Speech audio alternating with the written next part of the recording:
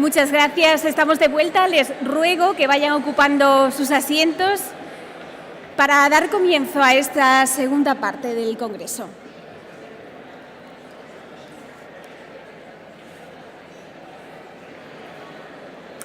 Tras la pausa, doy paso a la segunda de las intervenciones de los encuentros Vivienda, Sociedad y Ciudad.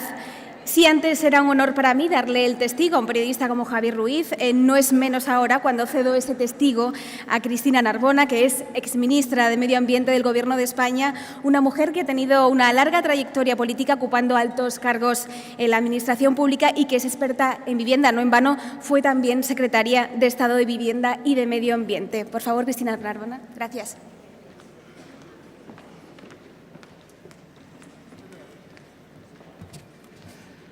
Muy buenos días. Tengo el inmenso placer de moderar esta sesión.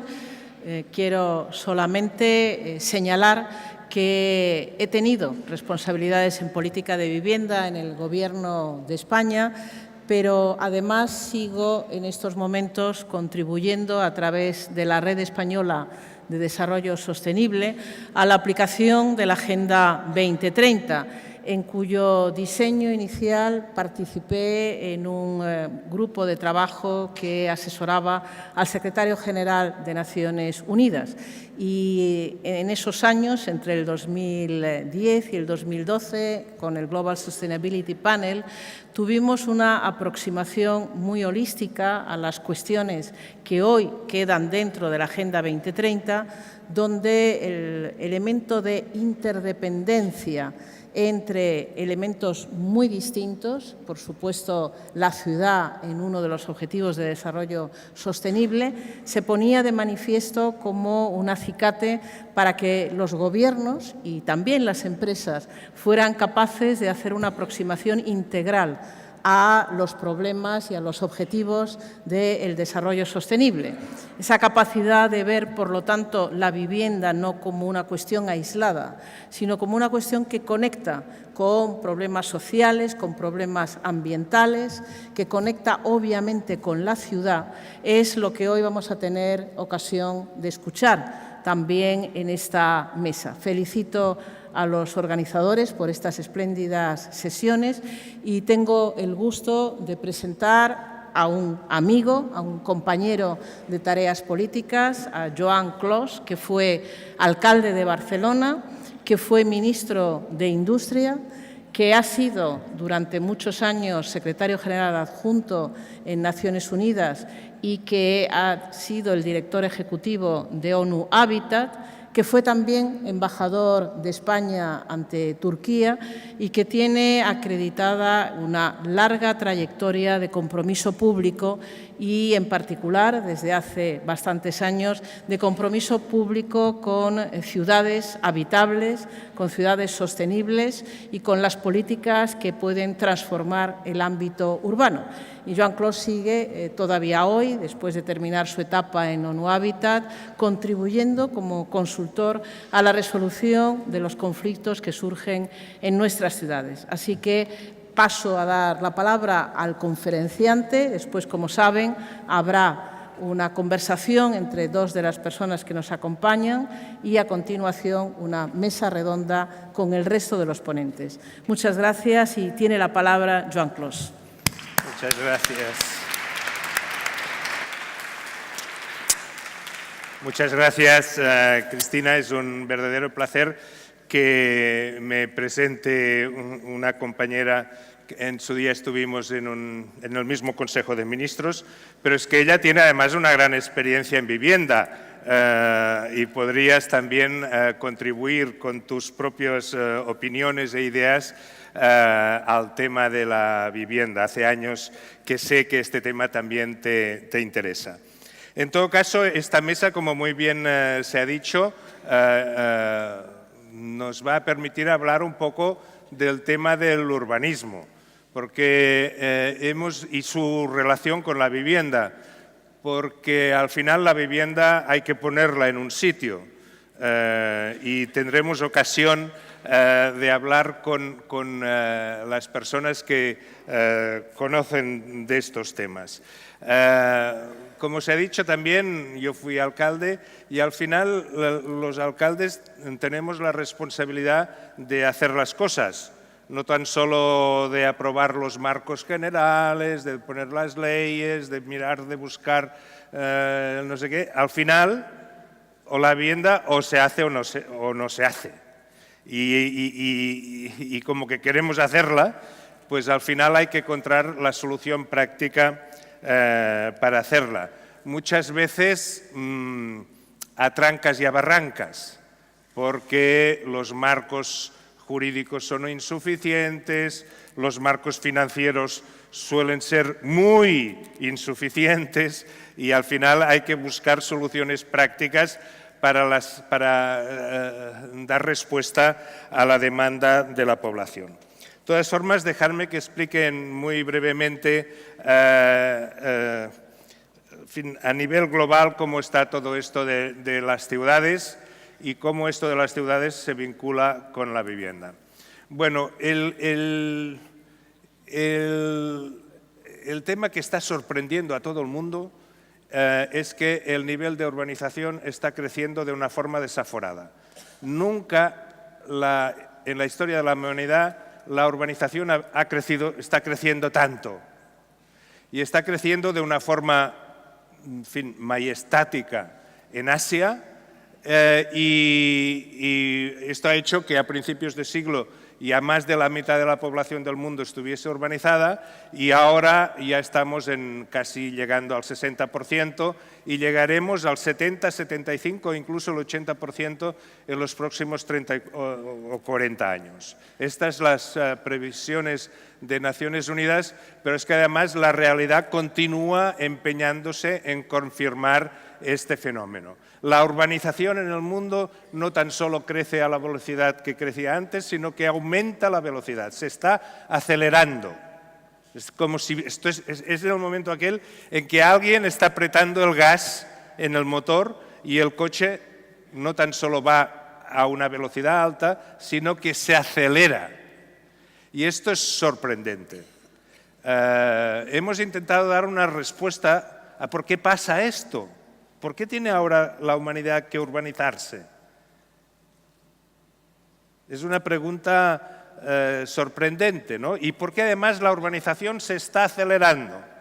Bueno, las razones por las cuales siempre se había hablado de por qué la gente va a la ciudad era por el tema de las expectativas, la búsqueda de un futuro mejor, el acceso a unos servicios, etc. La cuestión es que la gente se urbanizaba, pero a un ritmo poco más o menos manejable.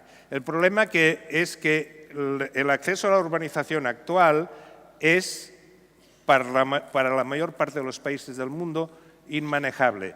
Es más alto en la velocidad de urbanización que la capacidad de los gobiernos de gestionar la urbanización.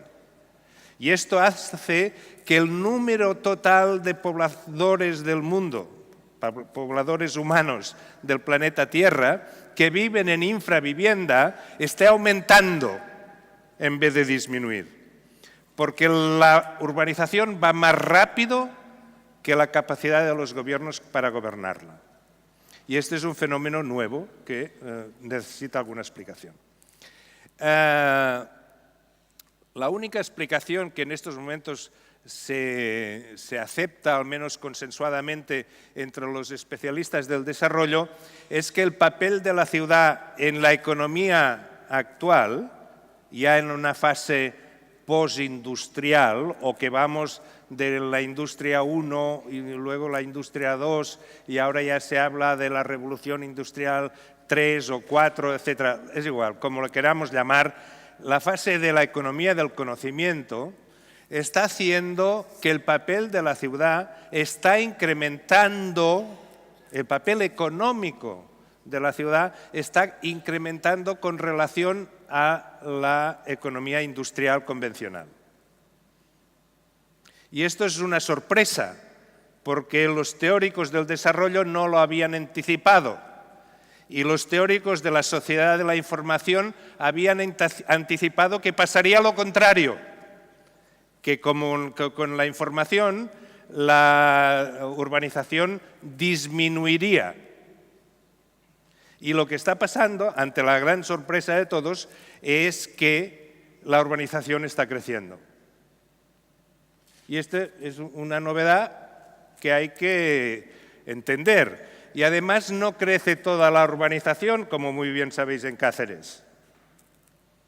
Suele crecer la urbanización que ya tiene un grano grueso. Suelen crecer las ciudades de cierto tamaño. Quisiéramos pensar que las de gran tamaño no crecen, que las megalópolis no crecen. Y ahora en Naciones Unidas íbamos buscando y exprimiendo los números para poder demostrar que las que crecían más eran las pequeñas y medianas. Pero bueno, tengo que deciros que las grandes también crecen mucho, para no ser más claro incluso.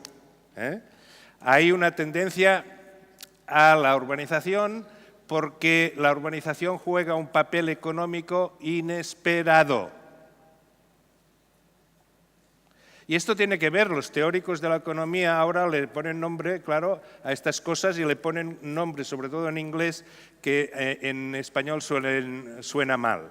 En inglés se llaman agglomeration economies, y economías de aglomeración, la palabra aglomeración la tenemos asociada en castellano a problema, pero ellos quieren decir economías de escala, o para traducirlo de una forma más amable, o economías de tamaño, etc. ¿Qué sucede? Que en la economía del conocimiento, la sociedad moderna actual, el valor de la información y el valor del conocimiento es muy alto. Y si miráis los salarios y el empleo, el salario y empleo que está creciendo son en empleos y salarios de alto valor añadido.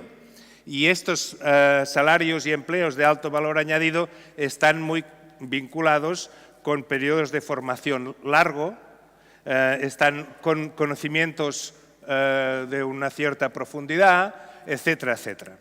Y esto hace que la ciudad como hub o como núcleo de intercomunicación, de información y de intercomunicación, se convierta en más productivo que el mundo de baja densidad de población. Los economistas, de nuevo, dicen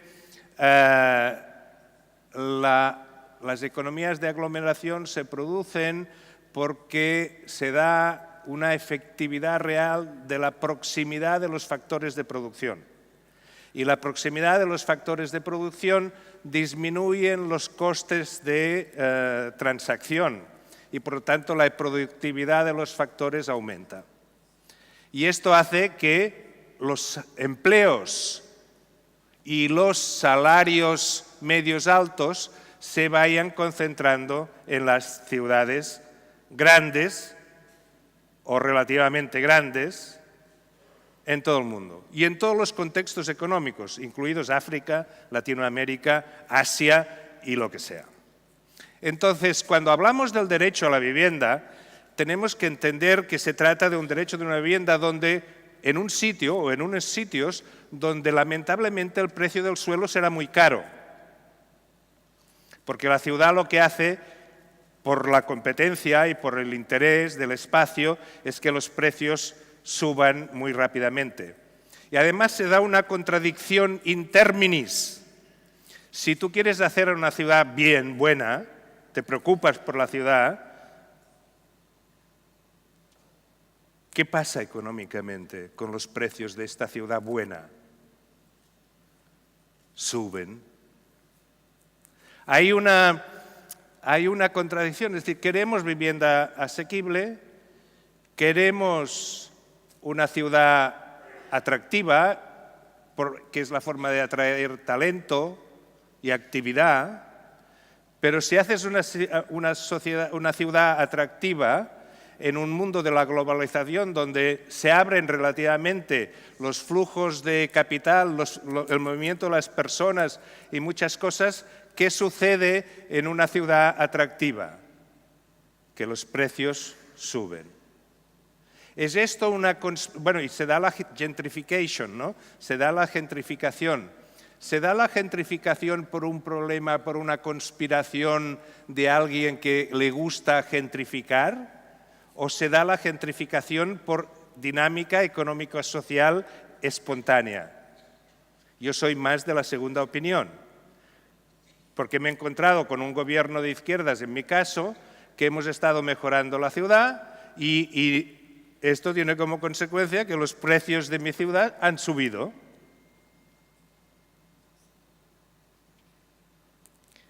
Entonces se nos plantea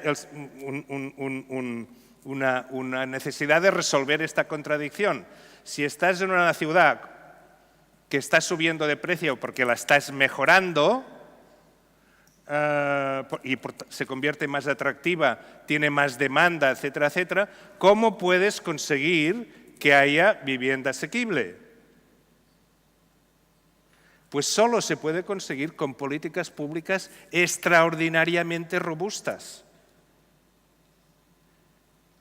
Claro, no se puede conseguir construyendo más lejos. Bueno, esto sí, mucha gente en la primera fase, cuando no hay políticas públicas de vivienda, lo único que se le ocurre es una barbaridad urbanística, que es construir cada vez más lejos, donde el suelo es barato, donde a nadie le interesa ir, por eso el suelo es barato. Pero cuando se construye urbanísticamente lejos, donde el suelo es barato, sabemos que nos estamos disparando al pie, porque a la larga estamos disminuyendo la densidad urbana, estamos construyendo una ciudad que es menos eficiente energéticamente, por lo tanto es una ciudad más que atenta al cambio climático. Es una ciudad segregada, donde los pobres se van a la periferia y los ricos se quedan en los barrios buenos, etcétera, etcétera. Por tanto, hay contradicciones naturales en el proceso de mejora urbana y la evolución de los precios que no se pueden resolver por la vía fácil de construir lejos. Algunos países han optado por esta solución y realmente luego los problemas que tienen para gestionar estas ciudades son más graves que lo que pretendían resolver. Por lo tanto, no cabe la solución fácil de construir barato fuera. Hay que construir barato dentro. Y para construir barato por debajo del precio del mercado dentro, como está haciendo Manhattan, el alcalde actual de Manhattan está haciendo esto, hay que buscar soluciones urbanísticas para encontrar vías de resolver este problema. Soluciones urbanísticas que no son fáciles, porque a las que las implementas, por ejemplo, dices, voy a reservar el 30% del suelo de no sé qué para vivienda asequible. Bueno, allí se cabrean todos, incluso los vecinos, que cuando los vecinos, incluso los de clase media y de clases populares, están acostumbrados a una cierta densidad y con vistas a no sé qué y no sé cuánto, les dicen, bueno, tenemos que crear suelo urbanístico para hacer viviendas asequibles. Dice, sí, pero no en mi barrio, no tapándome las vistas. Por lo tanto, hay que hacerlo, pero hay que hacerlo como decisión compleja. Por lo tanto, hay que conseguir primero convencer y luego una cierta autoridad, o una cierta, para decirlo en términos democráticos, con un consenso que permita tener la mayoría.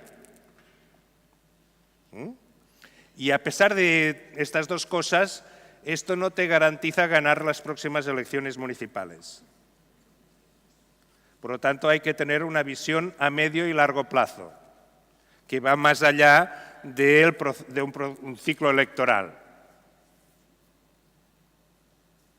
Digo todo esto porque, claro, hacer implementar el derecho a la vivienda en los términos que hemos hablado esta mañana es un tema que evidentemente Mujica lo ha dicho muy claro, se necesita voluntad política y creo que en la mesa esta mañana también ha quedado muy claro, se necesita voluntad política. Y yo te diría que se necesita muchísima voluntad política, porque es difícil. Y para que se hagan cosas difíciles hay que cargarse de razón, porque en una sociedad democrática, claro. En una sociedad autoritaria se puede hacer de otras maneras, pero en una sociedad democrática para hacer cosas difíciles hay que cargarse de razón. Para hacer, por ejemplo, vivienda asequible donde el suelo es caro, hay que subir los impuestos. Y últimamente nadie habla de subir los impuestos. Más bien casi todos los programas son de bajar los impuestos. Hay un gran consenso y todo el mundo aplaude cuando alguien dice que hay que bajar los impuestos. Claro,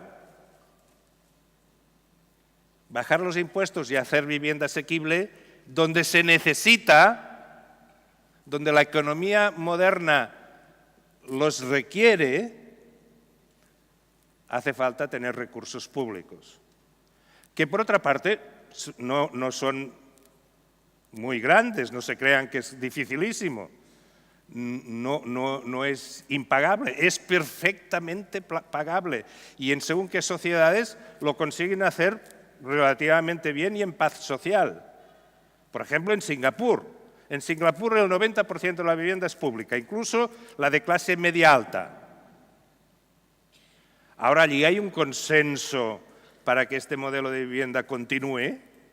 Bueno, hay un consenso apoyado también por ciertos métodos de gobernanza política que a lo mejor no seríamos los que nosotros quisiéramos para nosotros. Pero en todo caso, ellos han conseguido que la ecuación se resuelva. Digo esto para añadirle una capa más al debate que hemos tenido hasta ahora y es que hay que comprender que pasar de donde estamos a donde queremos estar después de la crisis financiera, después del cambio que se ha dado en la globalización, después del cambio que se está dando en la forma de producir de nuestra sociedad. Para hacer este paso hará falta un consenso que implica, en fin, que se tendrán que ceder posiciones en varios frentes. En fin, y solo termino con una nota optimista diciéndoles que lo explico así un poco a lo bestia, no para desanimarles, sino para terminar diciendo que es posible, se puede hacer, pero que hay que conseguir un consenso social muy importante.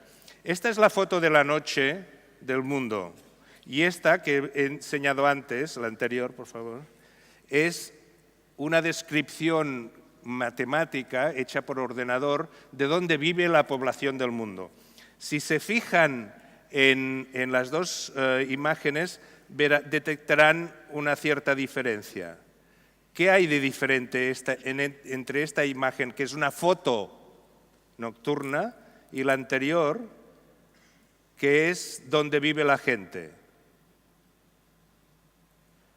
Si vas pasando las dos, ¿qué ven? ¿La luz y la población están en el mismo sitio?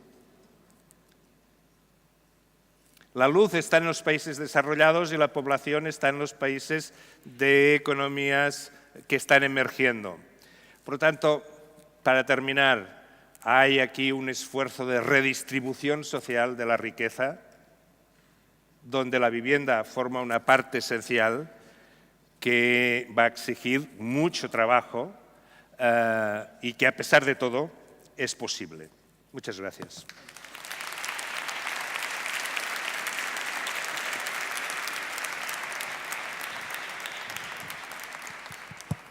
Muchas gracias, Joan.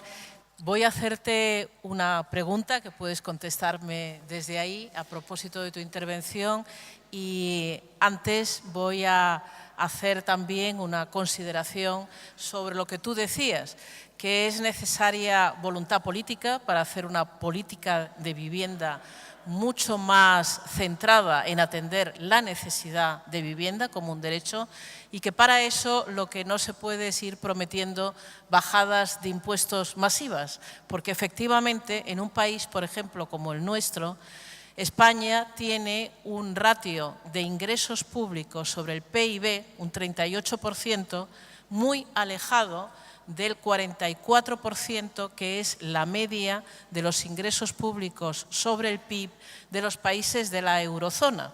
Y justamente ayer que presentábamos las principales medidas que van a ir en el programa electoral del Partido Socialista, dejábamos constancia de que entendemos que no puede haber justicia social si no hay justicia fiscal y que para ello España tiene que converger hacia la situación de otros países donde las capas de población con mayores ingresos y las grandes corporaciones aportan en función de esas capacidades que tienen bastante más que en nuestro país y que, por lo tanto, por supuesto hay que aumentar los ingresos fiscales para hacer una política de vivienda desde el Gobierno y desde todas las administraciones mucho más robusta que la que se hace en nuestro país. Y la pregunta, Joan, tiene que ver con la afirmación que has hecho de esa tendencia a la creciente concentración en grandes áreas urbanas que, como tú decías,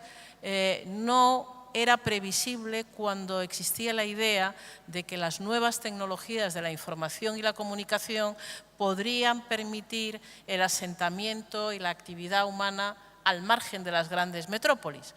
Lo que te quiero preguntar es, ¿no crees que la descentralización en la producción de energía, gracias a las energías renovables, que va a hacer factible que se viva donde se viva, se tenga un acceso directo a la producción de energía, puede contribuir a una, no diré un regreso hacia el medio rural, pero al menos a elevar el atractivo y las capacidades de ofrecer servicios y de crear empleo en el medio rural y de generar nuevas, pequeñas y medianas urbes con los suficientes servicios como para hacerlas atractivas. Si crees que las energías renovables y el autoconsumo, que en España afortunadamente ya podemos disfrutar de ello, nos pueden ayudar a frenar una creciente concentración que es negativa para quienes viven en las grandes urbes y es negativa para esa España vacía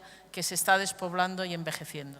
Uy, Cristina, esto es una pregunta para un seminario porque la respuesta tampoco, no, te voy a contestar, la respuesta no es instintiva, no es de lo que Kahneman decía, pensamiento rápido, ¿no? Kahneman, el premio Nobel, hablaba del pensamiento rápido y el pensamiento lento. Esto que acabas de decir es de la vía del pensamiento lento. Hay que masticarlo y hay que estudiarlo muy bien. De momento lo que se está viendo es que la producción, el Producto Interior Bruto mundial se está concentrando cada vez más en las zonas urbanas. Por cierto, la contaminación y los problemas de emisión de gases de efecto invernadero también. Por lo tanto, yo te diría que, en primer lugar, no se podrá resolver el problema de medio ambiente si no se cambia el modelo de urbanización. Y esto es una cosa es la producción de la energía, que está muy bien, que la energía la tendremos que producir de la forma más eficiente posible y además más limpia posible. Pero lo que está chocando, lo que está siendo más antiintuitivo, es que la productividad de las economías de aglomeración es tan evidente que persistentemente hay una aceleración de la urbanización de cierta densidad. ya te puedo anunciar que difícilmente se pueden conseguir verdaderas economías de aglomeración con densidades de menos de 10.000 habitantes por kilómetro cuadrado. Y en cambio, en estos momentos el mercado le gusta construir a 4.000 habitantes por kilómetro cuadrado. Y los compradores les gusta comprar a 3.000 habitantes por kilómetro cuadrado. Y esto choca con la economía contemporánea. Y hasta que de esto no lo tengamos claro o cambiamos el modelo de producción. Por ejemplo, te decía, los de Internet pensaban que con el Internet ahora se hacen análisis y ¿dónde se consume más Internet per cápita? ¿En una ciudad de 6 millones de habitantes o en una ciudad de 300.000 habitantes? Contraintuitivamente, la densidad hace que se incremente el uso de las tecnologías de la comunicación. Cuando lo obvio sería decir, hombre, si están todos juntos ya se hablan. Pues no. El consumo de tecnologías de la comunicación y de la información se incrementa con la densidad. ¿Por qué? Pues no sé. A ver, los teóricos, los académicos, que nos lo expliquen. Pero yo creo que lo que pasa es que las relaciones humanas en la ciudad se aprenden cosas que no se aprenden en sitios menos densos. Por lo tanto, podemos aspirar a hacer una sociedad con menos densidad y poblaciones más pequeñas. La realidad es que en los países desarrollados con poblaciones pequeñas, de calidad, son Suiza, Alemania, Suecia, Noruega y poca cosa más. Y los que viven en los pueblos pequeñitos suelen ser más ricos que los que viven en la ciudad. Es decir, la neoruralización está vinculada con la renta disponible de las familias y va en la dirección de cuanto más alta, más fácil es la neoruralización. Por lo tanto, aquí hay tela para pensar y discutir durante días. Muchísimas gracias, Joan. Vamos a dar paso ahora a una conversación entre dos de nuestros ponentes, Gulnara Roll. Gulnara es la jefa de Unidad de Vivienda y Suelo de la Comisión Económica para Europa de Naciones Unidas. Es una persona con una muy larga trayectoria precisamente en el ámbito de Naciones Unidas, en temas relacionados con el medio ambiente, con la planificación urbana y, por lo tanto, con una visión muy amplia de qué sucede en cada parte, en particular en Europa. Y Luis Camerón es el presidente del Consejo Superior de Arquitectos de España, es un profesional, por lo tanto, que ha hecho además compatible su actividad con la actividad académica, un perfil que en un debate como este es absolutamente imprescindible.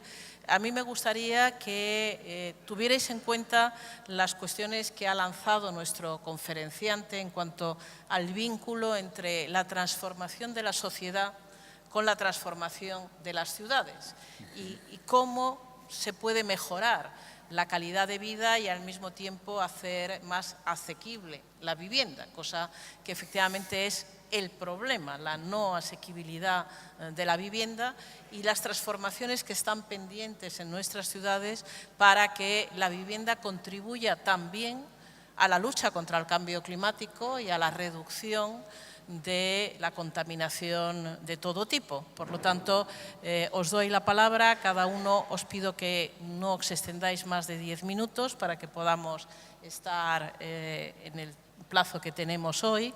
Le doy la palabra en primer lugar a Gulnara, agradeciéndole su asistencia.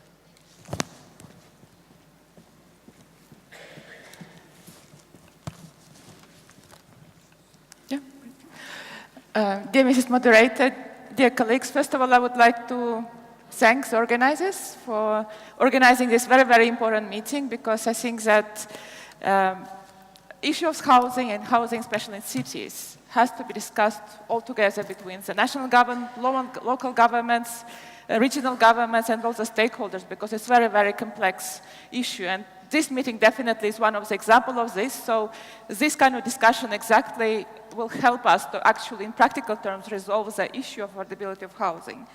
I would like to also express the fact that I'm very happy to speak after Dr. Juan Clos, who was executive director of the Habitat 3 conference, which was a very, very important process of the discussion on the global level about how the affordability of housing actually is developing in the cities. For our region, the UNEC region, which brings together 56 countries from Europe, Asia, and United States and Canada, there was a report prepared with a very detailed analysis, actually, how the affordability of housing is developing in the cities. And the report conclusions was that affordability is a huge, huge issue, that in the region that 40% of the population living in this region, despite the fact it's more wealthy region than many developing countries, 40% of the population don't have paying over 40% of their income for the housing. So it's much more than they should be paying, because they have much less funds left for education, for food, for any other basic needs. And this is especially a big issue in the cities. At the same time, the Habitat 3 regional report for the UNEC region says that, yes, there are lots of challenges related to the housing in the cities, because there are lots of very dynamic processes taking place in the region. There is an issue of migration, to which we need all to address. There is an issue of aging. There is an issue of the young population. There is an issue of the employment of the young people, employment of the old people.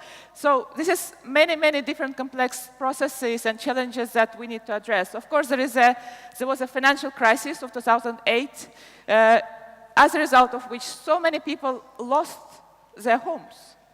And also, this was a point where governments didn't have anymore so much resources to actually address the issue of the housing and make sure that the housing is affordable for all. So I think that was very important time for us all to think about how to address this burning issue. The Habitat 3 report at the same time said that at the same time, as we are having all these challenges related to the affordable housing, we have so many new opportunities.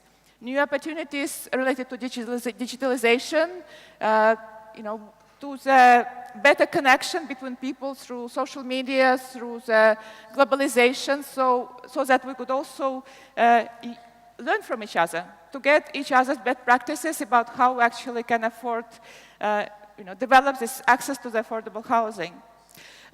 Responding to Dr. Clos' presentation, I think my first of all comment would be that yes, the public policy is most important. I am a secretary to Intergovernmental Committee, which is bringing together senior officials, public officials at the national level from governments from 56 countries. And since 2009, we had a very intensive discussions about what are the approaches to the affordability of housing. And the 56 countries actually came up with an important document named Geneva UN Charter on Sustainable Housing, which basically says that what is important is the integration. That when we're speaking about housing, we're not speaking only about housing as a social issue, but also it's an economic issue, it's a cultural issue, it's an environmental issue, and we all need to address this issue in this integrated way altogether. However, we know that at the national level as well as local levels, it's very difficult to achieve it because often local government actually affected first of all with these issues because across our region there is a process of decentralization so that responsibility for housing more and more is becoming the responsibility of the regional local governments. Of course, from country to country, situation is very different because as a nation, each country has own institutional arrangements for the responsibility for housing, provision of the housing. But anyway, we know that local and regional government are the first who face this issue and who actually have to manage affordability of housing, also for aging population, for the migrants, and so on. And the first challenge, as I see, is really how different governments, the government offices cooperate. Let's say how the housing authority is working with authority for environment or authority for preservation of the cultural heritage, because there is so much of the housing in the cultural heritage buildings, like here in Cajeres, for instance. How the national governments working with the local governments. So these issues are very, very important. And from this point of view, of course, the 2030 Agenda for Sustainable Development, the New Urban Agenda, the Geneva UN Charter for Sustainable Housing. This is a very important political document which really help us to lead us to this integrated approach of working together intersectorally, where Ministry of Finance, Ministry of Regional Development, Ministry of Environment will be working together on addressing the housing affordability issues in cities. Also where local authorities and the national authorities and also the stakeholders and housing providers, private sector, academia working together. And I think our experience working in Geneva with the Committee on Housing shows that that's the only way. I'm very happy that we're working with so many organizations, national governments, local governments, for instance, through housing provider, with housing providers across Europe. And this is very, very important. That's the only way how we can address this, and 2030 Agenda really help us to reorganize our work in this more integrated way and promote more affordable housing. I see this is very, very important. The second topic I would like to bring is the data. Housing is a very important topic on the political agenda. However, as long as we don't base the policies on evidence, first of all, it's very difficult to achieve the implementation of these policies, and we tend to over-politicize this topic, and then we're not maybe always concrete. So as a UNECE, for instance, we developed the key performance indicators for smart sustainable cities, which include information, indicators, specific indicators on the housing affordability at the city level, but also to bring it together into the discussion with other data on the cities. We are implementing right now projects. For instance, we're starting a project with the Dutch government on the 40 cities, where we're looking into the issues of the housing, but also the urban environment, so that we actually, through the data collection analysis, looking into the trends, and this really will help us to address the issues of the housing and urban infrastructure in the cities. So I think this is very, very important, and we definitely need to work together more on the data, work on the collection data, and also see, before we develop policy, and also monitor the implementation of policy, using the data. And since we have today so much of the digitalization, so I think using the open data, geospatial data would be very, very important. Next topic is innovative financing. As I said, after the financial crisis, there was a big challenge that if before 2008, the public authorities actually could have funded affordable housing through their own means.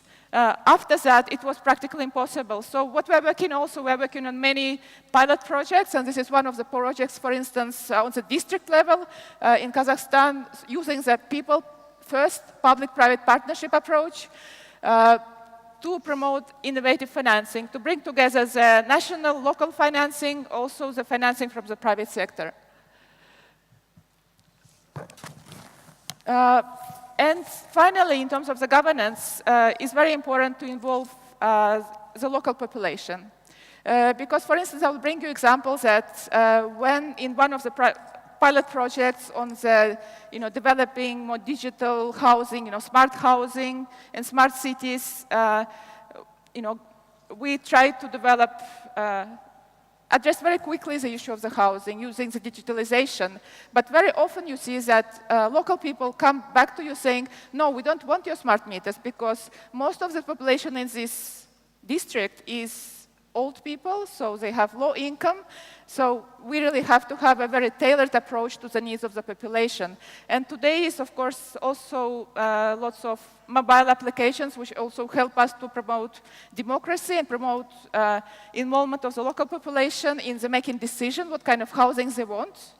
And I think this is where a lot of resource exists in order to promote affordable housing, which is better tailored to the needs, because then it will be much more efficient. At the end, I would like just to say that this discussion is really very important because it's really bringing very many different sectors. We need to continue. I would like to invite you to the Day of Cities in Geneva that we'll have in 8th of April, where we have 50 mayors from the UNEC region. We also have we're working together to prepare European high-level roundtable on affordable housing in Lyon, France in June, the conference on affordable housing in Prague, and in Geneva we have also a session on affordable housing. So looking forward to working all together with you and meeting in other meetings as well. Thank you.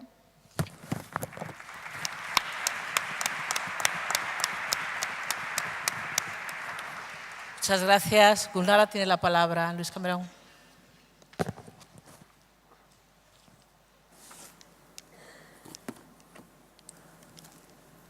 Bien. Para empezar, muchísimas gracias. Agradecer la posibilidad de estar aquí, agradecer la celebración de este congreso y agradecer a la organización, los organizadores de este congreso, UN Habitat y la Junta de Extremadura, sobre todo pensando que este congreso no es una acción aislada, sino que forma parte de una voluntad política clara, apostando precisamente por el derecho, por el acceso y por la calidad de la vivienda. Dicho eso, me gustaría hacer 3 o 4 apuntes muy específicos, con una mirada muy específica en el ámbito español, porque es probablemente el que conocemos, en ese sentido mucho más locales que la visión que hemos visto hasta ahora.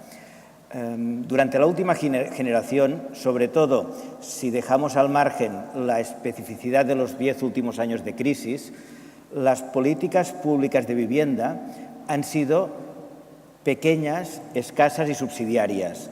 Si pensamos en las cantidades, las actuaciones públicas han estado alrededor, y se ha dicho en una actuación anterior, de 20, 25.000 viviendas año, últimamente estamos en las 10. Ese número que se nos ha hecho familiar es espectacularmente pequeño comparado con el metabolismo de la ciudad en su conjunto. Pensemos que durante los años anteriores a la crisis estaban construyendo entre 200, 300, 400.000 viviendas, por tanto actuábamos sobre muy pocas y teníamos un parque construido en 2011 de 25,5 millones. Por lo tanto, en un parque construido de 25,5 millones solo actuábamos sobre 10, 15, 20.000. Eso significaba que la relación entre la ciudad y su transformación y las necesidades y posibilidades de la ciudadanía era muy alta y, por lo tanto, la actividad pública, la actuación de las administraciones públicas actuaba, en términos ciclistas, de coche escoba y en muy pocos casos. En la intervención del director general de Arquitectura que nos ha precedido, yo creo que ha quedado bastante claro que eso se acabó, ha cambiado. A partir de ahora estamos en una situación radicalmente distinta. La cantidad de situaciones que no van a ser atendidas de forma mecánica y automática por esa relación entre transformación de la ciudad y capacidades de la sociedad va a ser mucho más alta. Está aumentando la dificultad de las familias para, en el caso de que quieran optar por propiedad, poder acceder a crédito. La precariedad y la reducción de los salarios medios están dificultando también el acceso a alquileres a precio de mercado. Y se ha dado antes el dato del 40% de familias con dificultades para afrontar el alquiler que ya tienen en estos momentos. Y además tenemos un parque de alquiler escasísimo comparado con las demandas de alquiler que vamos a tener inevitablemente durante los próximos años. Creo que ante ese panorama lo que tenemos que pensar es es necesario complementar esas políticas pequeñas, pensadas para cuando el diferencial entre necesidades y posibilidades era pequeño y, sobre todo, centradas en vivienda nueva, pensar que en ese ámbito difícilmente conseguiremos las magnitudes necesarias. ¿Hacia dónde deberíamos mirar? Pues hacia los 25,5 millones de viviendas construidas, porque ese número sí que es compatible con el tipo de necesidades que vamos a tener. Segunda idea, si ese número es compatible, además es necesario.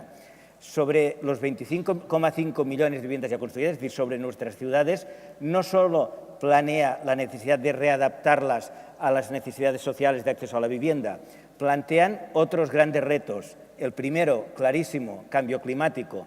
Tenemos ciudades que producen un 30% del problema de cambio climático, un 30% del CO2, y van a tener que cambiar inevitablemente. Segundo, esas ciudades además están proyectadas como mínimo por nuestros padres pensando en las necesidades de nuestros abuelos. Es decir, no están pensadas para el siglo XXI, ni en términos funcionales, ni en términos tecnológicos, ni en términos de movilidad, ni en términos de uso. Esos tres problemas que pesan sobre nuestras ciudades, el acceso a la vivienda, el cambio climático y la adaptación de un patrimonio que debería darnos productividad y capacidad y que se está convirtiendo en una rémora por no estar adecuado a lo que realmente necesitamos, estoy convencido que esos tres problemas unidos nos acercan mucho más a una solución, porque solo transformando de esa forma integral las ciudades que ya tenemos, creo que podremos alcanzar esos números. Y para terminar, y en esa misma línea, otro dato, otro paquete de datos. Para los próximos 10 años, según el estudio de Carme Trilla y Jordi Bosch, preveemos unas necesidades, un crecimiento neto de los hogares de 60.000 viviendas año, 60.000 nuevos hogares año.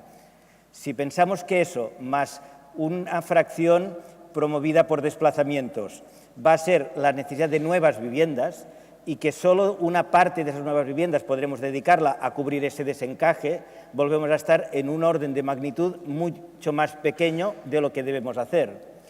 Pero, en cambio, si vemos la tabla completa, ese saldo de 60.000 nuevos hogares año son el resultado de formación de nuevos hogares menos destrucción. La formación prevista en ese mismo cuadro, en ese mismo estudio, es de 400.000 nuevos hogares año. El problema, o lo que sucede, es que se prevé la destrucción de 340.000, porque todos sabemos que la población prácticamente no aumenta, se transforma, nacemos y morimos, nos transformamos. Por tanto, 60.000, los nuevos, no deberían ser nuestro único foco.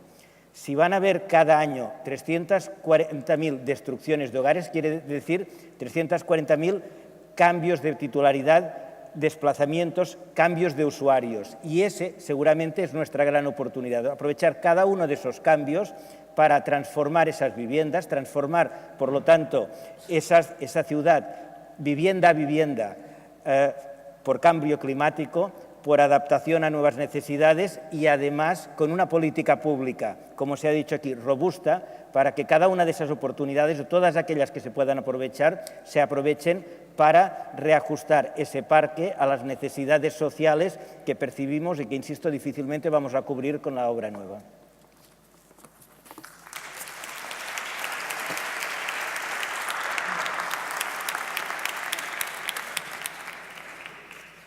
Muchas gracias, Luis. Voy a continuación a dar la palabra a las otras personas que nos acompañan para que podamos al final intercambiar entre todos nosotros algunas observaciones que nos suscitan las distintas ponencias. Y voy a dar la palabra en primer lugar a Francisco Fernández Marugán, que es economista, que durante mucho tiempo fue director del Departamento de Economía de la Presidencia del Gobierno de España, que ha sido diputado y que actualmente es el Defensor del Pueblo, una institución a la que llega en cantidades muy altas problemas ligados a la vivienda. Y su experiencia, sin ninguna duda, enriquece este debate. Muchas gracias. Bien. Vamos a ver.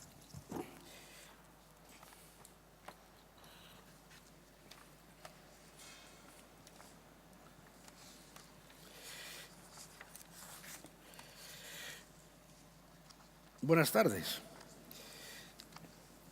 En primer lugar, quisiera agradecer a los organizadores de este certamen el que me invitaran.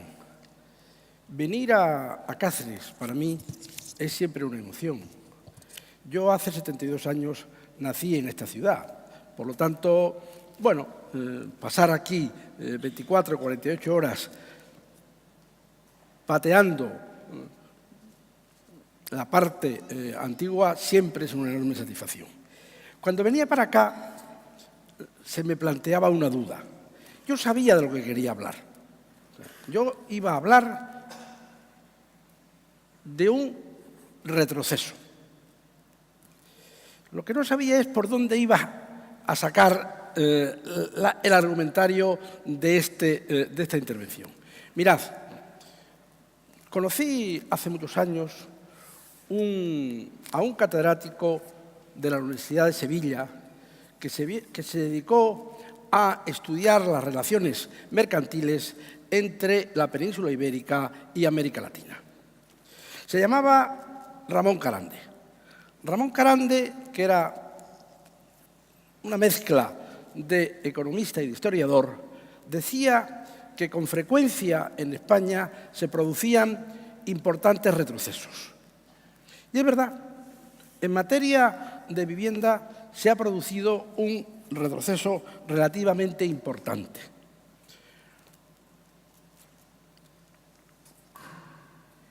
Si uno echa la vista atrás y se va a las políticas públicas de vivienda, encuentra que alrededor del periodo que transcurre entre el año 53 y nuestros días, en España se construyeron 6.800.000 viviendas públicas.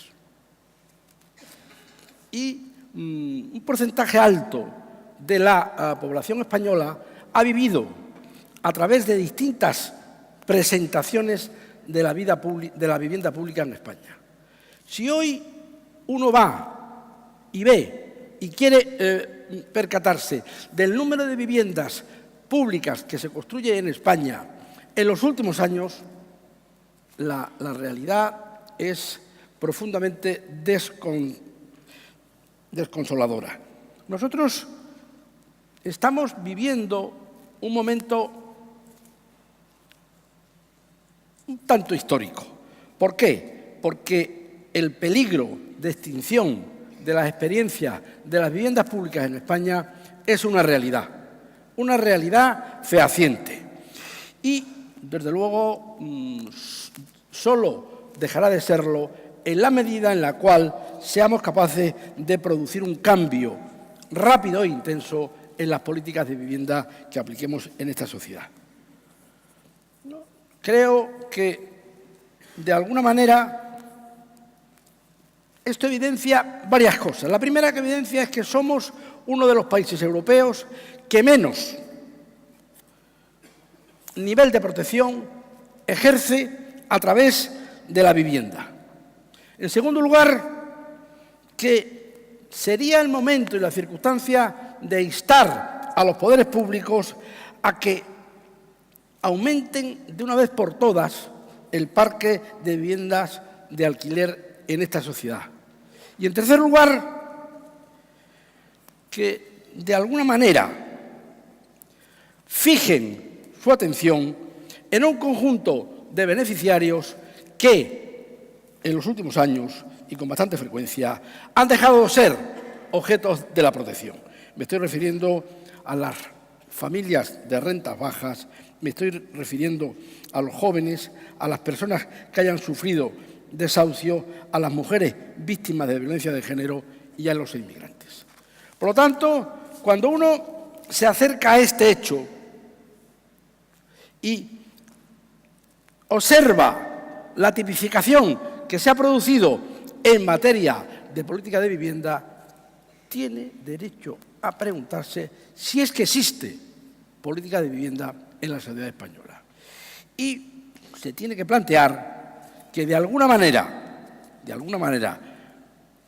estamos en el borde de ver cómo la política de vivienda pública desaparece por completo de nuestra sociedad. con lo que ello supone de colisión, de conflicto entre diferentes intereses existentes en la misma. Yo creo que, si yo dijera aquí, y lo digo porque lo creo, que en los últimos 15 años se han construido 10 veces menos viviendas que las que se construyen hoy, sería un dato realmente digno de ser tenido muy en cuenta. Creo que hay alguna explicación, la hay, sin lugar a duda. Yo no me he dedicado en mi vida al problema de la vivienda y, por tanto, es posible que cometa errores, pero me he dedicado mucho al presupuesto, mucho. De eso sí sabía yo un poco. Y de eso sí era capaz de entender qué es lo que había que hacer allí, en amasijo de datos que nos enviaban los poderes públicos, para ser capaz de sacar una política de vivienda que fuera razonable y que resolviera los problemas de la gente. Y lo digo sinceramente, hoy se nota que hay una demanda en la calle de políticas de demanda de vivienda y se nota que hay una ausencia en los poderes públicos de políticas de vivienda. Por lo tanto, el periodo de la crisis al cual hemos hecho alusión a lo largo de los últimos años, el que va de 2008 a 2017 a 2018, es un periodo que se caracteriza por el hecho de que la sociedad española, organizada políticamente, ha sido incapaz de dar una respuesta satisfactoria al problema de la vivienda de los hogares españoles. Y eso es un dato que está encima de la mesa y que ese dato que está encima de la mesa deberíamos ser capaces de hacerlo girar en la buena dirección. Mire, voy a dar unos poquitos números. Me aburre mucho. Aprendí en el debate presupuestario que cuando uno abusa de los números, la gente se distrae. Volver a llevar al personal al nivel de conexión es bastante difícil. Las VPO, que han sido el proyecto estrella de esta sociedad y que he dicho, si no lo he dicho antes, lo digo ahora, se construyeron 6.800.000 VPO en los últimos casi 50 años. Las VPO, pues hubo años que tuvieron 70, 60, 50.000 viviendas terminadas que se ponían a disposición de la sociedad española. Bueno, en el año 17 se terminaron 4.900 y en el año 18 se terminaron 5.100. De un récord en torno a 60 o 70 hemos pasado a un suelo que en una sociedad como la nuestra, grande, poblada y vieja, pues uno tendría razones para pensar que las cosas podrían y deberían ser diferentes. Creo, honestamente, que somos de los países europeos que menos le dedica a la protección social en la vivienda. Y deberíamos establecer algún criterio que nos permitiera hacer frente a dos problemas. Al problema del alquiler. A la vista de cómo evolucionan los acontecimientos en la sociedad española, pensar que las familias de bajo nivel de renta o los jóvenes van a poder adquirir una vivienda en propiedad forma parte casi de la utopía. Por lo tanto, habría que buscar, decía el otro día García Montalvo y lo decía bastante bien, habría que buscar unos mecanismos en virtud de los cuales pudiéramos encontrar viviendas de alquiler y que el alquiler es, en este momento, la única vía posible de acceder a una vivienda a una casa por parte de muchos ciudadanas y ciudadanos. Y el segundo problema que yo creo que deberíamos tener en cuenta es que hemos de determinar bien, elegir bien los colectivos a los cuales queremos favorecer. No podremos favorecer a todos, pero sí podremos favorecer a determinados colectivos. Creo que el esfuerzo en propiedad, pero en alquiler de esta sociedad es excesivo y que hay que poner toda la atención para tratar de que el coste del acceso al alquiler sea lo más reducido posible. Por lo tanto, habríamos de orientarnos en mejorar la provisión de viviendas públicas y sociales, en aumentar las transferencias en el seno del presupuesto de los poderes públicos españoles para incidir en las viviendas que estén que se quieran poner a disposición de las familias, y, en tercer lugar, evitar de una manera importante el que los costes que se determinen en el proceso de fabricación de la vivienda sean reducidas. Termino señalando un hecho. Este fracaso es un fracaso que tiene algunas características que yo no querría que se olvidara. La política de vivienda, que es un poco pre-keynesiana, pero que es keynesiana en casi todo, es una política contracíclica.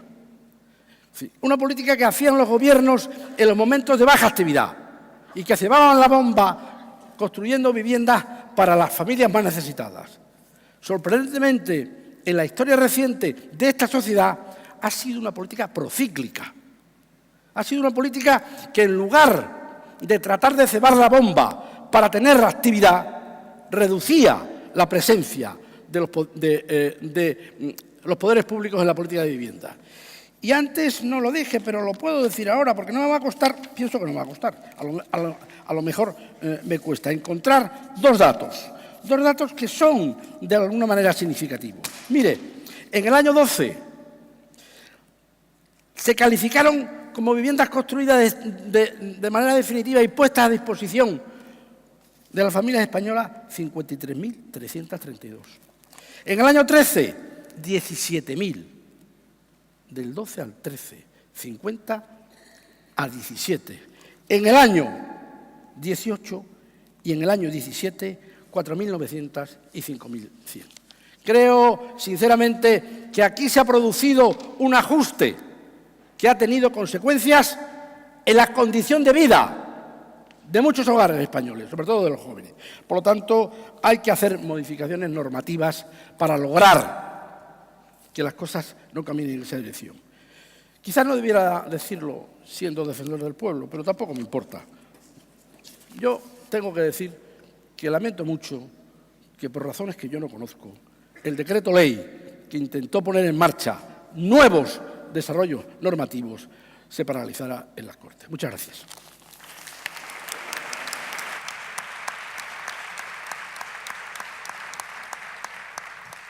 Muchas gracias, Paco. Voy a dar la palabra a continuación a Marta Torme. Marta es la decana de la Escuela de Arquitectura del Instituto de Empresa y es además la directora ejecutiva del Premio Pritzker de Arquitectura, que es el equivalente al Premio Nobel de Arquitectura. Marta, cuando quieras. Vale. Ahí o aquí. Puedes, donde prefieras. Vale, tienes. pues me paso ahí. Sí. Entonces, gracias.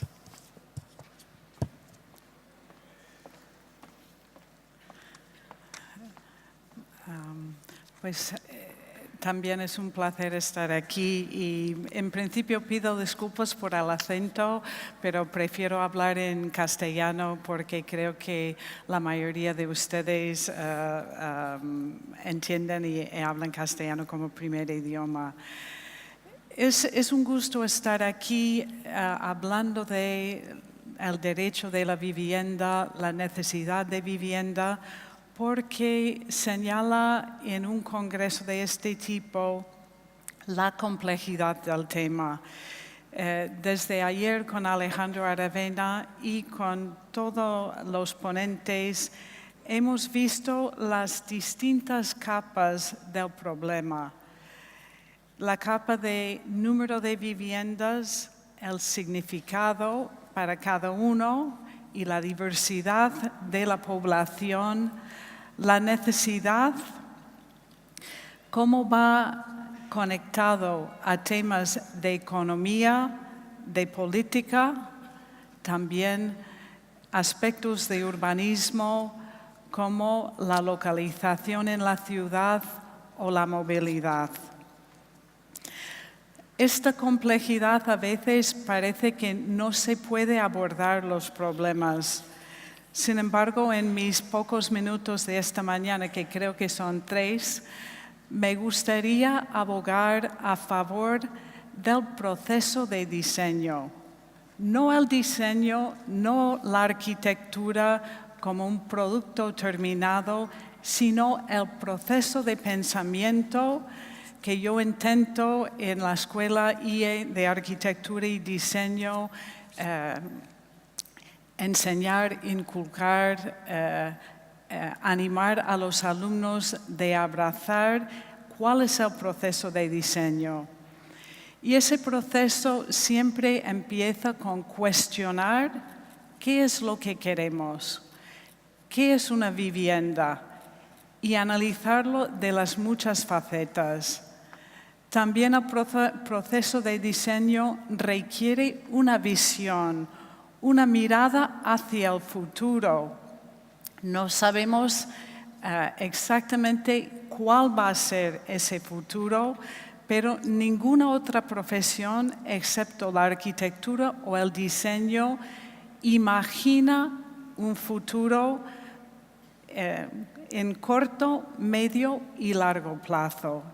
Entonces, ese proceso de diseño es especialmente adecuado para un tema como urbanismo o como el tema que nos interesa hoy es la vivienda.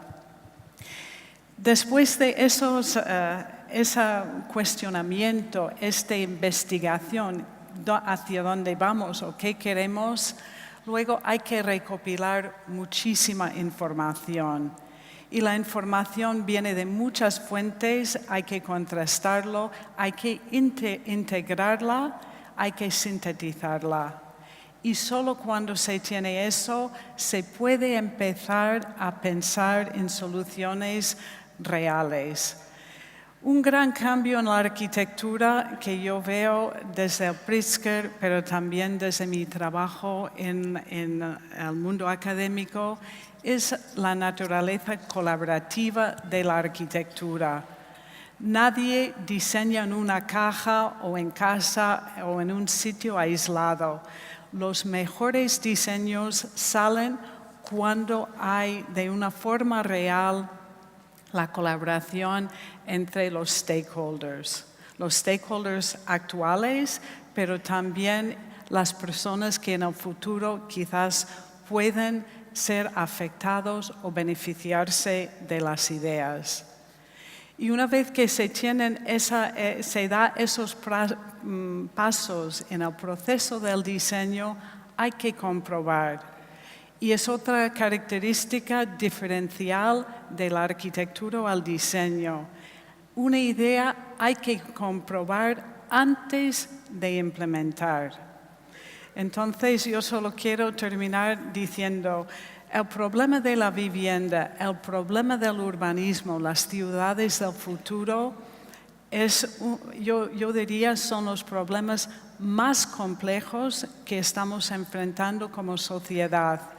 La escala, el tiempo, el dinamismo, los cambios a diario hacen que estos problemas casi son indefinibles.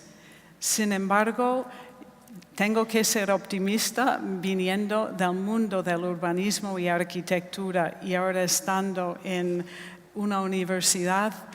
Tengo que ser optimista de con unos cambios de definición, de profesión, unos cambios de enfoque en la educación, vamos a tener las herramientas para poder abarcar estos problemas tan complejos y si no solucionarlos, que es muy difícil, por lo menos dar un paso hacia adelante. Muchas gracias.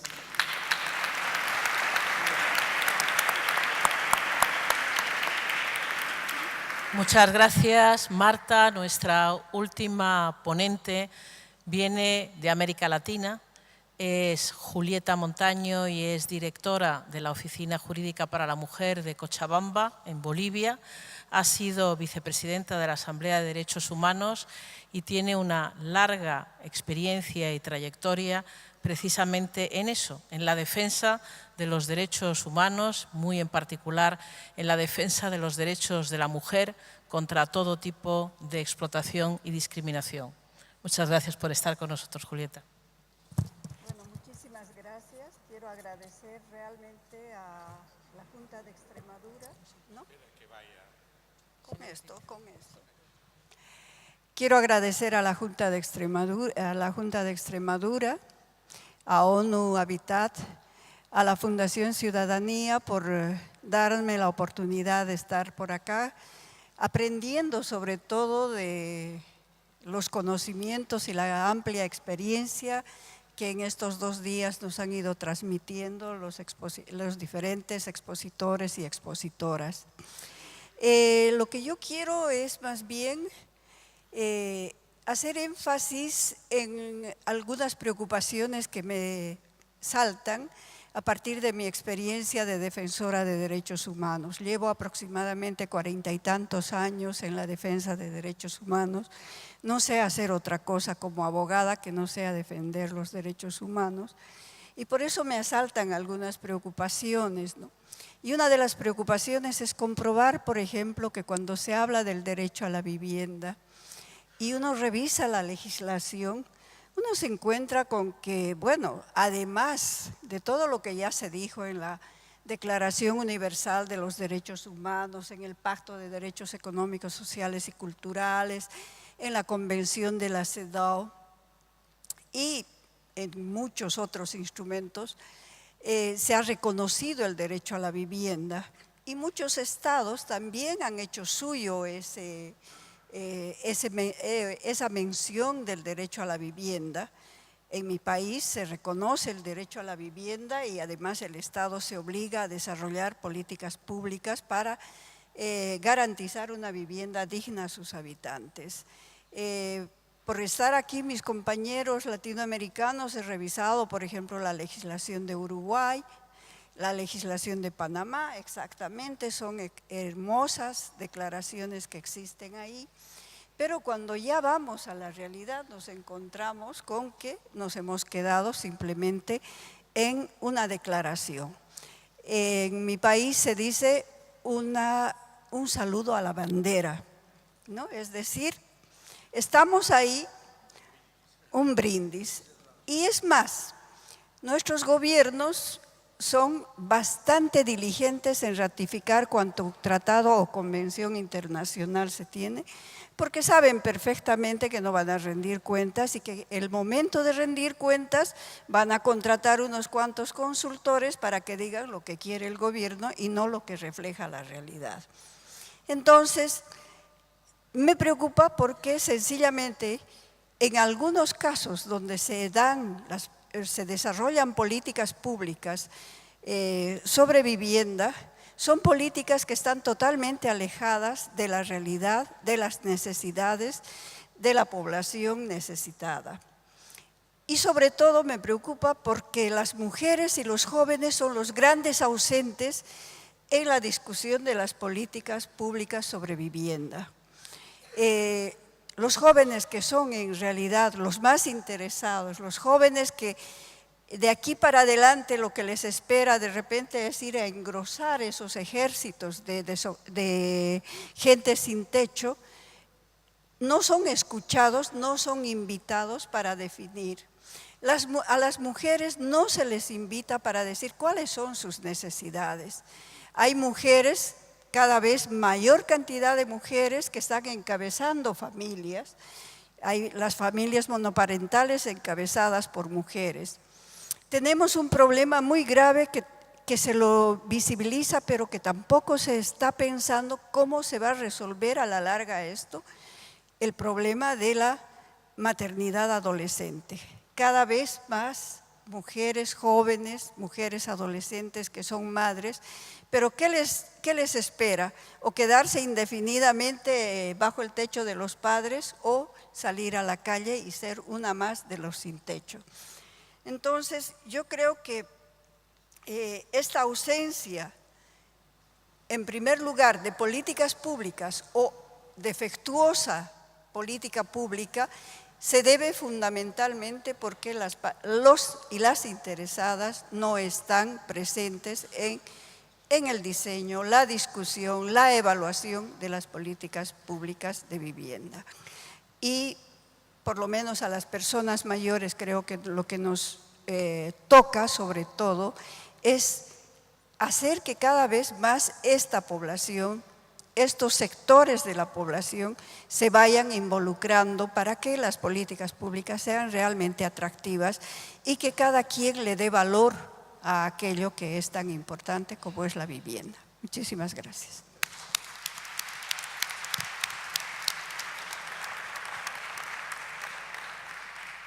Muchísimas gracias, Julieta.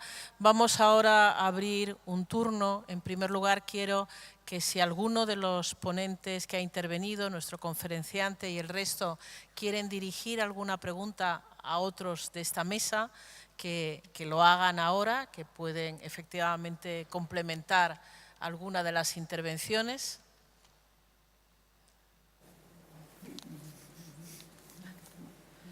¿No? Si no hay ninguna pregunta dentro de la mesa, hago yo entonces una pregunta. Yo creo que ha quedado claro que en un país como España, en los últimos años, la política de vivienda ha estado excesivamente orientada a la propiedad de la vivienda y a la propiedad además de vivienda nueva. Y algunas de las intervenciones que ha habido han mostrado cuán inadecuado es descansar la política de vivienda en la propiedad y en la obra nueva y cómo efectivamente se debería de orientar, y en eso se está en estos momentos, pero hay mucho por hacer porque en nuestro país la figura del alquiler ha estado considerada como algo no plenamente satisfactorio. Se ha estimulado y mucho desde el propio marco jurídico, desde el marco fiscal de desgravaciones para la compra, el hecho de que se tenga una vivienda en propiedad.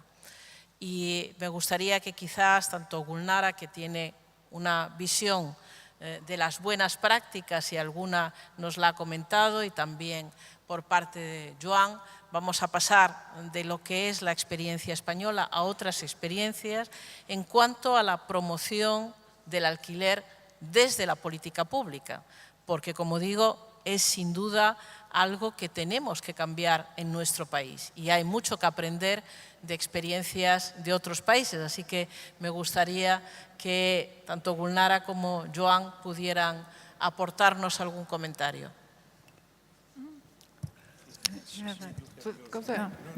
No, I can speak. Okay. Yes, thank you very much. I think this is a very important topic because actually across the region, in Spain, but also in the neighboring countries, it is mostly home ownership. And neutrality of the tenure, including more of the rental housing, is very, very important because we need to promote mobility of people for jobs. We need to provide living for young people, and young people, because we have staggering numbers about how many young people until they're 30, 40 living still with their parents, across the region. So it's very important to promote the market, the transparent, clear market for rental housing, to stimulate the employment, stimulate mobility of labor, stimulate decent housing for young people. We, for instance, also right now are finalizing publication about housing for migrants, for instance. So also for people who are moving, also migrants, it's very important to have the whole spectrum of different housing. What is important, the political will. And also, I think there are many best practices. For instance, I think in Switzerland or Austria would be very good practices. And if you would be interested to learn more about practices in other countries, we'll be very happy to share. Sí. Muchas gracias, Joan. Sí, gracias. Y yo solo advierto que no caigamos en la tentación del péndulo político. Así que hemos pasado de promocionar el acceso a la prioridad a la propiedad como única propiedad y ahora me estoy preocupando últimamente porque todas las declaraciones ahora insisten en el alquiler y solo en el alquiler.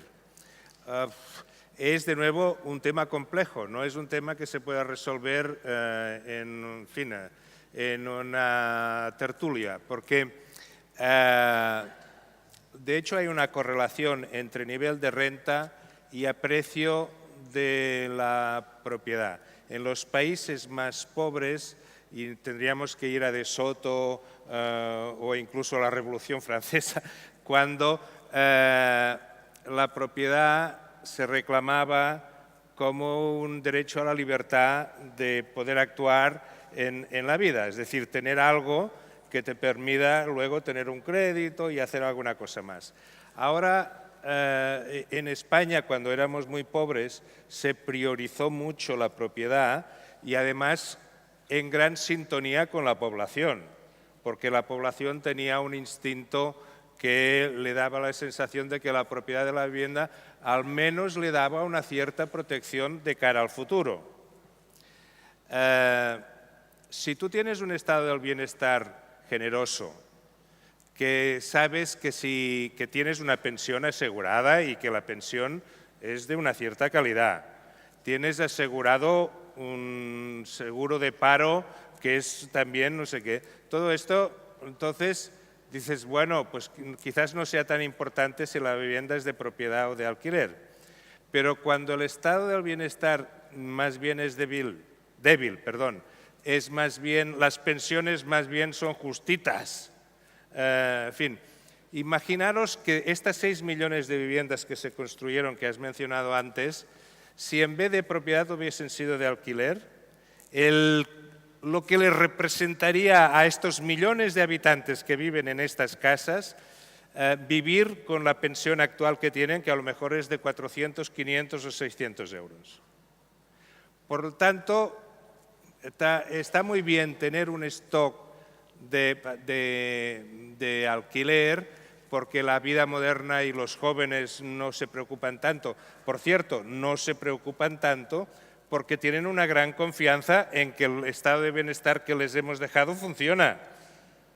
Pero si algún día descubren que el estado del bienestar, básicamente las pensiones, no funcionan, ya verás tú cómo todo el mundo volverá al alquiler, a la propiedad. Es decir, que en Suecia, pues que el Estado me proteja con un alquiler o me dé vivienda con un alquiler, pues seguramente a mí no me preocupa. Pero en según qué sitios de España yo continúo prefiriendo la propiedad si fuese para mí. Por lo tanto, como decía un compañero que me parece que intervendrá Lasarre esta tarde,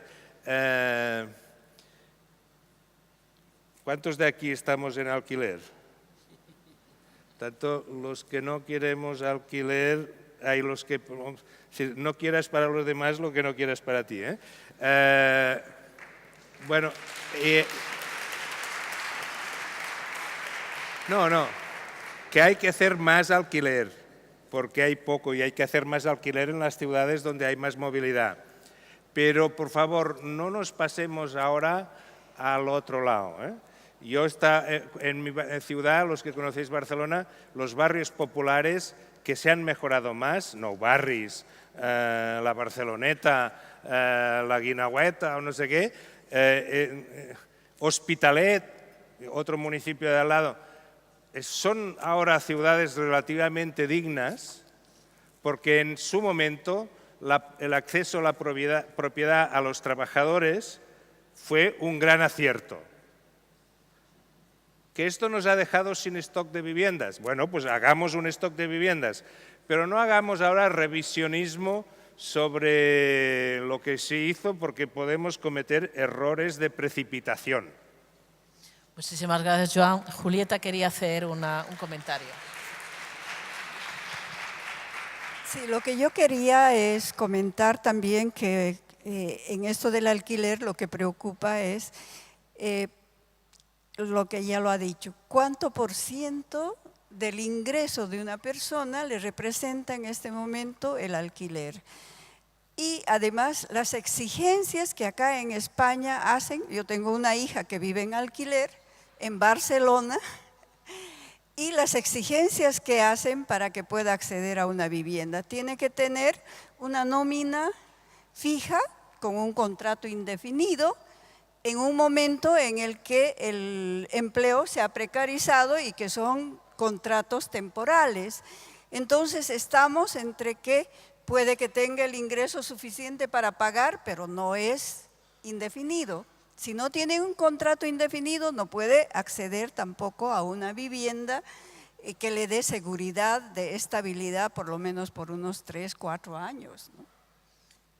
Esto es un ejemplo extraordinario que te pasa a ti, además, lo vives en tus carnes. Es decir, tienes una persona que para acceder a la propiedad le ponen no sé cuántos, pero como que tampoco hay alquiler protegido, todo el alquiler es de mercado, el alquiler de mercado ahora ven la oportunidad de decir, bueno, aquí ahora vamos a ver qué hacemos. Por lo tanto, condiciones y tal, y además incrementos de precio. Por lo tanto, bueno, ahora se da una contradicción. Si tenéis dinero para una entrada, lamento decirlo, y yo esto no se supone que lo debería decir, pero yo soy libre ahora ya para decirlo, a lo mejor os sale más barato comprar que alquilar, si tenéis dinero para la entrada. Oye, nos estamos liando, ¿eh? Aquí estamos, algo no funciona bien. Es decir, que si tú tuvieses dinero para tu hija, para darle una entrada para comprar, le vendría a costar lo mismo en Barcelona comprar que alquilar, porque el precio del alquiler libre ha subido tanto que ya está al precio de la hipoteca, aprovechando que los tipos de interés ahora están bajos, ¿no?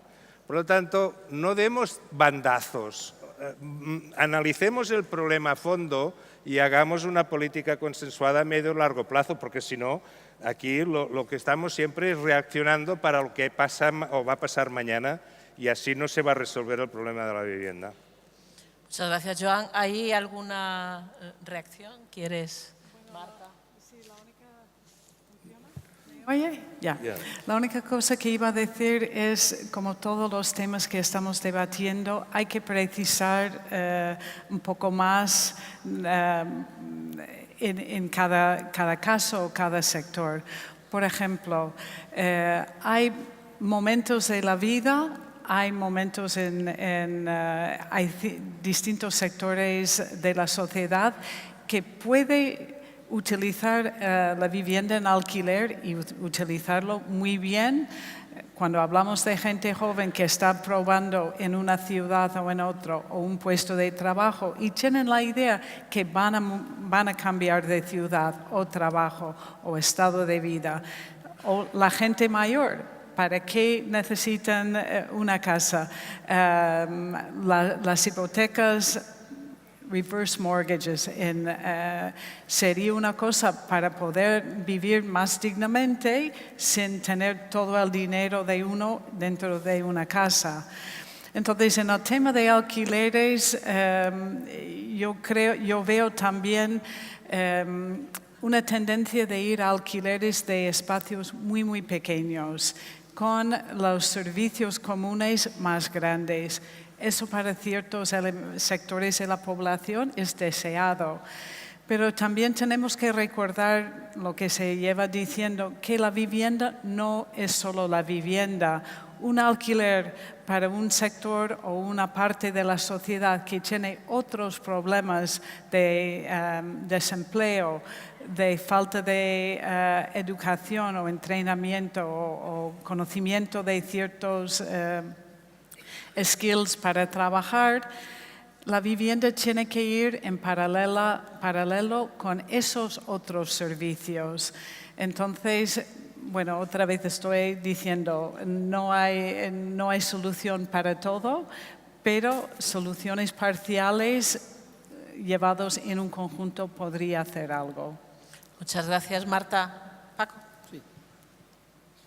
En términos de porcentaje, en España, aunque no se pone muy de acuerdo en decirnos cuál es el peso de las viviendas de alquiler en el conjunto de las viviendas existentes, Eurostat, que es el más optimista, ha dado un porcentaje del 22%. Más o menos. Entonces, bueno, ahí hay, sinceramente, un porcentaje que poco a poco se va elevando, pero que no es menos cierto, que es sensiblemente inferior al porcentaje de vivienda en propiedad. Este es un país en ese terreno relativamente raro, porque después de la Segunda Guerra Mundial en Europa, lo que se hacen son las viviendas de alquiler, y ahí todos hemos leído y estudiado el caso vienés o el caso sueco como elementos ejemplarizadores. En España no. En España se buscó desde el primer momento un mecanismo de acceso a la propiedad sin mecanismo de protección por vía de alquiler, con el agravante de que el alquiler aquí se penalizó durante nada más y nada menos que 40 años, donde hasta que no llegó Miguel Boyer, no se liberalizó el mercado de alquiler en España. Por lo tanto, las realidades históricas y las realidades políticas son muy peculiares. En cualquier caso, yo tengo vivienda en propiedad y mis hijos también, pero en cualquier caso, hay un hecho que es determinante, y es que con los bajos salarios y con la precariedad laboral que existe en este momento en la sociedad española,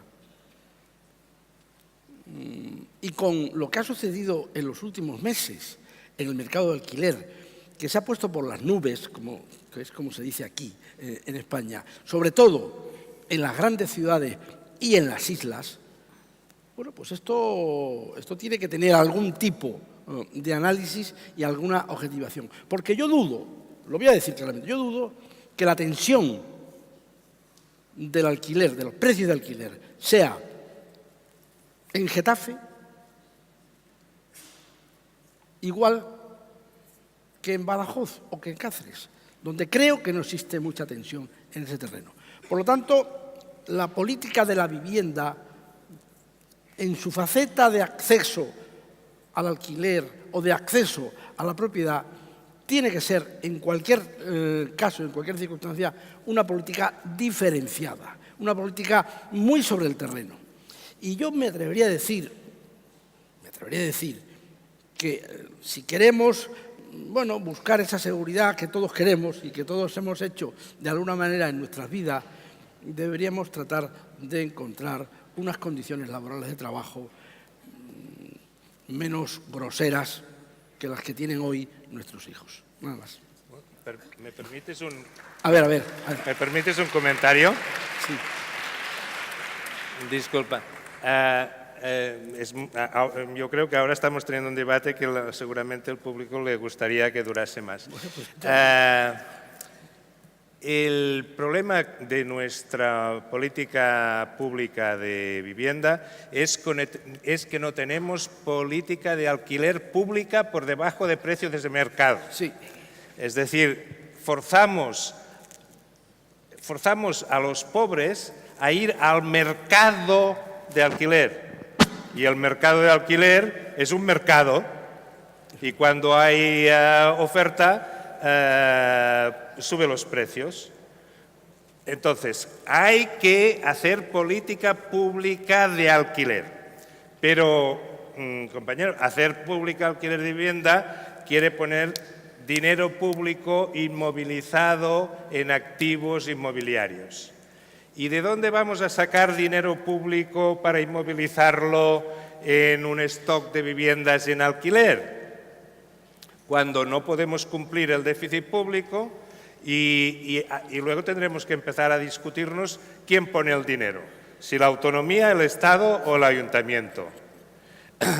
y empezaremos a decir, la autonomía tiene todas las competencias de vivienda, por lo tanto, que ponga el dinero la autonomía. Las autonomías dirán, no, tenemos las competencias de regulación de la vivienda, pero las competencias financieras las tiene el Estado. Y va a haber un lío porque no tenemos dinero público suficiente, porque estamos casi incumpliendo el déficit, para poner ahora en stock de vivienda de alquiler mucho dinero. Por lo tanto, yo creo que en este sentido no queda más remedio a corto plazo que hacer una coalición con los inversores privados no hiperespeculativos para regular un mercado del alquiler que esté entre medio del precio de mercado y entre el alquiler, digamos, para los pobres absolutos. Es decir, deberíamos conseguir dar ventajas fiscales o lo que sea, o promover que una cooperación pública-privada establezca oferta de alquileres de 400, 500 euros en las ciudades que tu hija pueda pagar.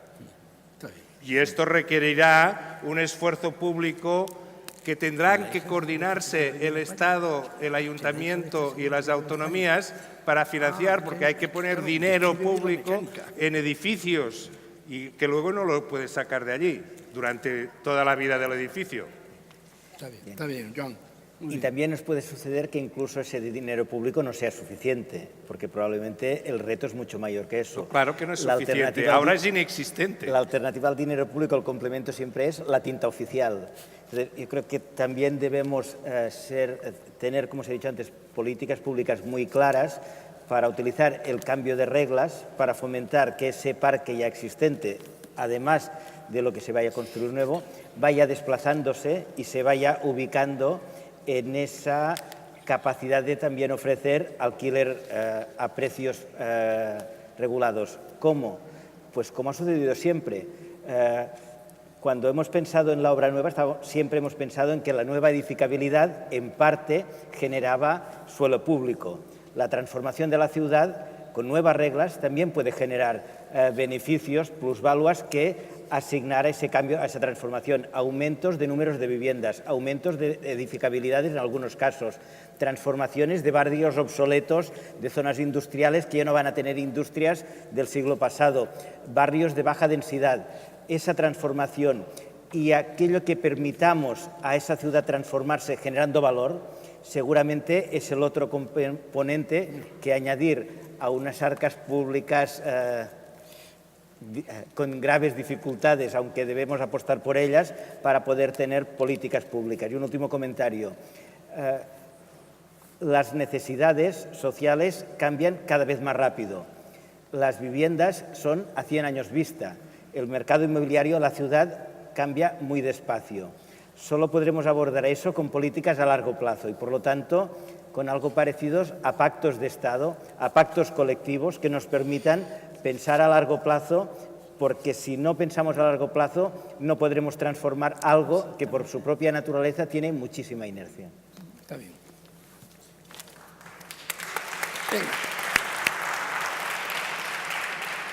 Muchísimas gracias a todos los que han intervenido en esta sesión. Solo dar las gracias también a los asistentes y recordar que España está comprometida en la agenda urbana de Naciones Unidas, está comprometida en la Agenda 2030, que alcanza un número importante de cuestiones en los 17 Objetivos de Desarrollo Sostenible y que nos corresponde como sociedad, desde cualquier ámbito, hacer un seguimiento del cumplimiento de esos acuerdos, porque como muy bien decía Julieta, los responsables públicos, por desgracia, muchas veces están muy dispuestos a ratificar convenios internacionales, agendas internacionales, pero cuando llega la hora de la verdad, el seguimiento de la implementación de esos acuerdos brilla por su ausencia. Por eso quiero trasladarles que en estos momentos ya se ha estructurado la gobernanza para el seguimiento en nuestro país de la Agenda 2030.